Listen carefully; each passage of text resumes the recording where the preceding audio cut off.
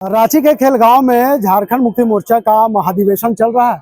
ऐसे में 2 दिनों तक यहाँ पे कार्यकर्ताओं का जो जमघट था वो देखने लायक था।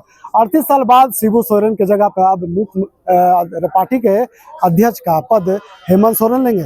इस वक्त जो तस्वीर देख रही है झारखंड मुक्ति मोर्चा का पूर्व विधायक है। ऐसे में कह सकते हैं कि इस बार बरकट्टा विधानसभा से प्रत्याशी भी रहे और इस अधिवेशन में शामिल होने के लिए आए। इनसे जुड़ेंगे, तमाम मुद्दों पर चर्चा करेंगे। क्या लग रहा है जानकी जी, 38 साल के बाद शिबू सोरेन की जगह हेमंत सोरेन आने वाले हैं, कुछ बदलाव दिखेगा? निश्चित तौर पर बदलाव समय की मांग है और इसके लिए अग्रिम बधाई भी देता हूं, क्योंकि आज माननीय श्री शिबू सोरेन जी विषम गुरु, जिन्होंने झारखंड मुक्ति मोर्चा को जल जंगल जमीन की लड़ाई और नीति और सिद्धांत को लेकर के पार्टी के इतने लंबे समय तक राष्ट्रीय अध्यक्ष रहे और आज पूरे देश नहीं दुनिया में उन्हें लोहा लोग मानता है, इसलिए कि इन्होंने संघर्ष में तरह तरह की कुर्बानियां दी है और इन्होंने जो लड़ाई लड़ा है, कितने इनके साथ लड़ने वाले आज ये दुनिया को छोड़ के चले गए और इनका संघर्ष का देन है कि आज झारखंड अलग राज्य बना। और जब झारखंड अलग राज्य बना और झारखंड में अभी देखते होंगे लगातार दूसरी बार सरकार और माननीय श्री हेमंत सोरेन जी मुख्यमंत्री बने, तो राज्य की जो छवि है, जो राज्य का कार्य करने का काम था, वो एक ऐसा मॉडल, कई कामों को, गांवों का विकास करके यहाँ के आदिवासी, मूलवासी, अल्पसंख्यक, पिछड़ा, सारे समाज को लेकर के इन्होंने जो आज एक मिसाल पेश किया है और विकास की जो नई नई गाथाएं इन्होंने लिखा है और जो आज मुख्यमंत्री मैया सम्मान योजना लागू करके देश नहीं दुनिया में एक नया संदेश दिया है कि हम महिलाओं को आगे बढ़ाने के लिए झारखंड की सरकार, झारखंड की हेमंत सोरेन कटिबद्ध है। और उन्होंने करके दिखाया कि एक एक माताएं बहनों को 2500 रुपया प्रत्येक महीना सिर्फ वादा ही नहीं किया, देने का काम किया। पहला नेता है इस देश में जिन्होंने चुनाव में जो वादा किया वो पूरा करके दिखाया। दूसरा कोई उदाहरण नहीं है, यदि कोई एक है तो वो हेमंत सोरेन जी। इसलिए आज राष्ट्रीय लेवल पर इनकी आवश्यकता है। और चूंकि माननीय विषम गुरु जी बराबर अस्वस्थ भी रह रहे हैं, फिर भी वो उस स्थिति में भी पार्टी को संभाल रहे थे, ये बहुत बड़ी बात है। उनकी धैर्य को सलाम करता हूं, उनको धैर्य को प्रणाम करता हूं, जोहार करता हूं।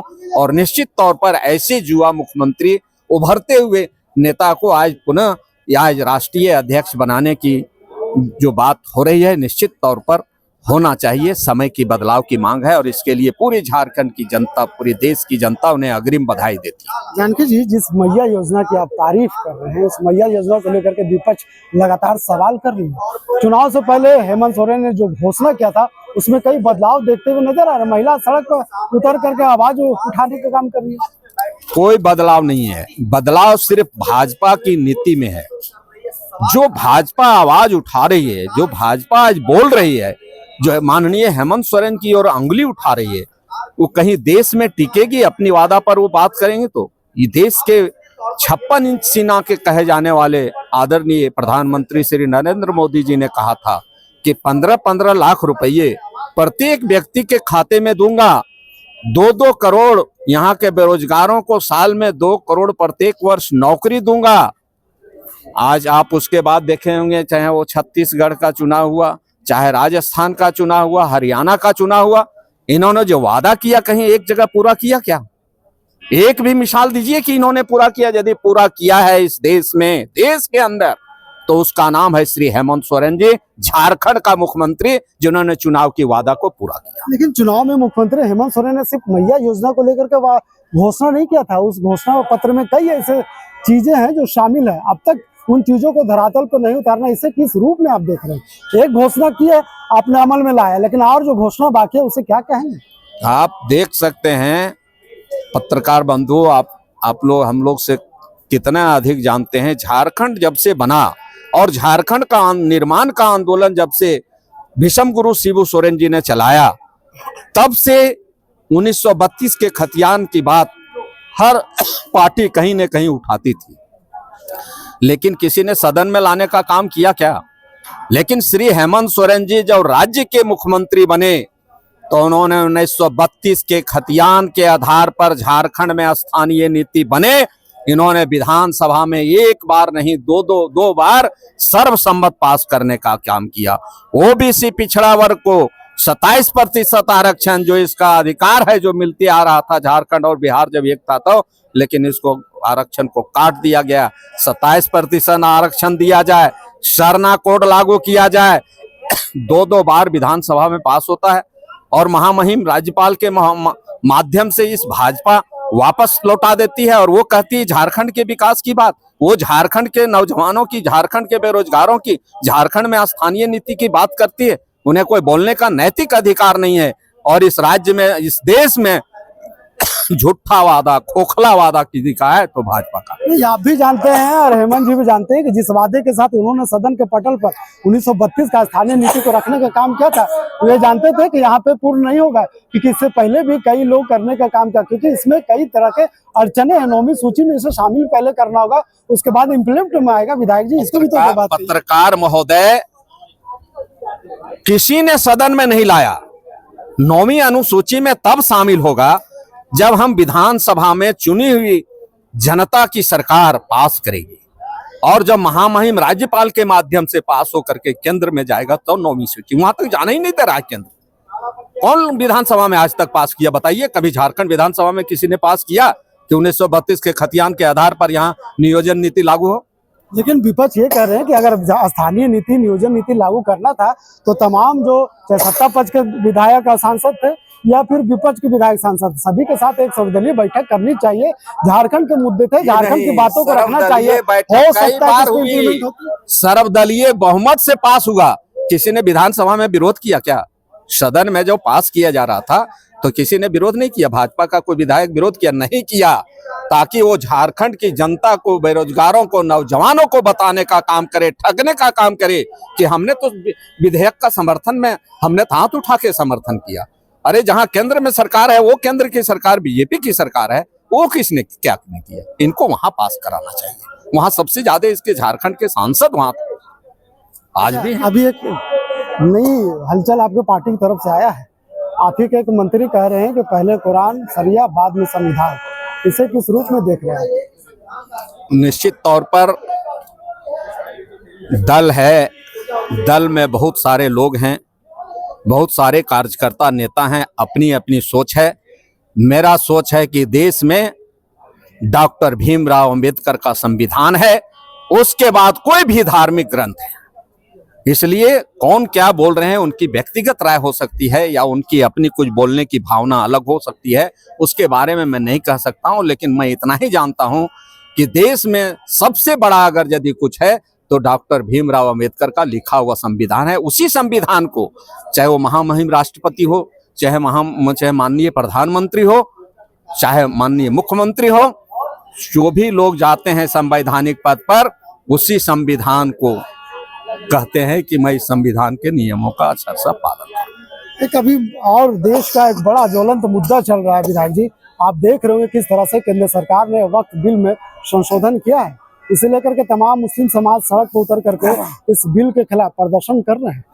निश्चित तौर पर यह भाजपा का हठधर्मी है, इसकी कोई जरूरत ही नहीं थी, क्योंकि जब यह देश धर्मनिरपेक्ष देश है, यहाँ सभी धर्म के लोग रह सकते हैं, सभी लोग अपने हिसाब से अपने मजहब का, अपने धर्म का, नियमों का पालन कर सकते हैं। वो संगठन बना सकते हैं, कमेटी बना सकते हैं, सभी धर्मों में इस तरह की बातें हैं। लेकिन सिर्फ हम टारगेट करना, अल्पसंख्यक को टारगेट करना, वक्फ बोर्ड को टारगेट करना, मुस्लिम को टारगेट करना, ये अन्याय है। ये डॉक्टर भीमराव अंबेडकर के संविधान पर कुठाराघात है। इसलिए हमारा जो संविधान में लिखा हुआ है, हम सब बराबर हैं, हम सभी धर्मनिरपेक्ष देश में, धर्मनिरपेक्ष राज्य में रहते हैं, इसलिए सबको अधिकार है और वो अधिकार जो मिलते आया है वो मिलना चाहिए। चलिए, आज के बड़ा दिन है, अंतिम सवाल है मेरा कि 2015 में हेमंत सोरेन को पार्टी का कार्यकारी अध्यक्ष बनाया गया था। उनके नेतृत्व में अभी भी सरकार चल रही है, 2014 में भी चली थी। और अगर 1972 की बात करें तो विनोद बिहारी पहले पार्टी के अध्यक्ष थे। अब नए जमाने के राजनीति लोग कर रहे हैं। और जिस तरह से हेमंत सोरेन पूरे देश में, जिस तरह से आपने बताया कि पूरा देश जानती है, उन्होंने चाहे कोरोना की बात कर ले या फिर जिस तरह से उन्होंने सरकार चलाई है, महिलाओं को चेहरे पर खुश करने की बात कर ले। अब कैसे देखते हैं कि कल्पना भी है, हेमंत भी है, पार्टी को क्या अब स्टैंड आगे होगा? निश्चित तौर पर स्टैंड साफ है कि माननीय हेमंत सोरेन जी सभी को लेके चलने वाले हैं। और जब इन्हीं सारे जन मुद्दों को इन्होंने सदन में पास किया था, याद होगा बीजेपी की सरकार ने इन्हें जेल में बंद करने का काम किया था। और जब 5 महीना तक जेल में रहे तो झारखंड की झांसी श्रीमती कल्पना सोरेन निकली। और आज पूरे झारखंड नहीं, देश में दिल्ली में जाके इन्होंने आह्वान किया था और महाराष्ट्र के रैली में इन्होंने आह्वान किया था और लोगों से कहा था, भाइयों आप सभी लोग साथ दो, झारखंड में अन्याय हो रहा है। एक चुने हुए मुख्यमंत्री को इस देश में पहली बार जेल में डाला गया है। ये लोकतंत्र का गला घोंटा जा रहा है। उन्हीं के आह्वान पर जानकी प्रसाद यादव ऐसा व्यक्ति, जो माननीय श्री हेमंत सोरेन जी जेल में थे, तो श्रीमती कल्पना सोरेन मुर्मू के आह्वान पर मैं उनके ही नेतृत्व में पार्टी में शामिल हुआ था। और निश्चित तौर पर आज कल्पना सोरेन पूरे राष्ट्र में, पूरे देश में एक अपनी उनकी लड़ाई लड़ने का, पूरे झारखंड में सारे माताओं, बहनों, छात्र, नौजवानों, बेरोजगारों, किसानों को लेकर के चलने का, एक महिलाओं को मान सम्मान बढ़ाने का एक मिसाल पेश की है। और राज्य के विकास में माननीय मुख्यमंत्री को तो आज पूरे देश में एक विकल्प के रूप में देख रहा है। इसलिए आज पूरे देश और राज्य में इन दोनों की आवश्यकता है और सारे नेताओं का, कार्यकर्ताओं की जरूरत है। झारखंड मुक्ति मोर्चा को और मजबूत करने की जरूरत है। ये तो नहीं लग रहा है कि वक्त बिल आज मुसलमानों को, जिस तरह से संशोधन बिल पास हुआ है, आज मुसलमानों की संपत्ति पर नजर है। आने वाले समय में केंद्र सरकार हिंदुओं के मठ पे, हिंदुओं के मंदिर पे, अगर क्रिश्चियनिटी की बात की जाए तो उनके कई ऐसे संपत्ति, कई ऐसे स्कूल है, आने वाले समय में उस पर भी धावा कर सकती है। क्या लगता है आपको? बिल्कुल कर सकती है। और यदि अभी ये साथ कर देती तब ये क्यों उनके प्रति लोग नफरत पैदा करते? मुसलमान अल्पसंख्यक हैं, कम हैं, कमजोर हैं, तो उस पर पहले धावा किया गया है, किया ही जाएगा, आज न कल किया जाएगा। इन लोगों की निगाहें ठीक नहीं है, इस देश के हित में, इस देश के नौजवानों के हित में नहीं है। चलिए, जानकी प्रसाद यादव पूर्व विधायक बरकट्ठा से जो आपके बीच में कह रहे थे कि किस तरह से आज पार्टी के जो महाधिवेशन चल रहा है, 13वां महाधिवेशन, इसमें शामिल होने के लिए आए थे और तमाम मुद्दों पर चर्चा करते। निश्चित तौर पे ये कहा जा सकता है कि आने वाले समय में जिस तरह से पार्टी ने महाधिवेशन में तमाम कार्यकर्ताओं को अपने पास बुलाया है और 38 साल के बाद अब झामुमो के राष्ट्रीय अध्यक्ष शिबू सोरेन के बाद हेमंत सोरेन का ताजपोशी होना है। बड़ा दिन है इन कार्यकर्ताओं के लिए कि अपनी नजरों से हेमंत सोरेन को ताजपोशी होते हुए देख सकते हैं। फिलहाल इस खबर के लिए यहीं तक। वीडियो जर्नलिस्ट फैयाज के साथ मैं नौशाद, कोल्हापुर संवाद, रांची।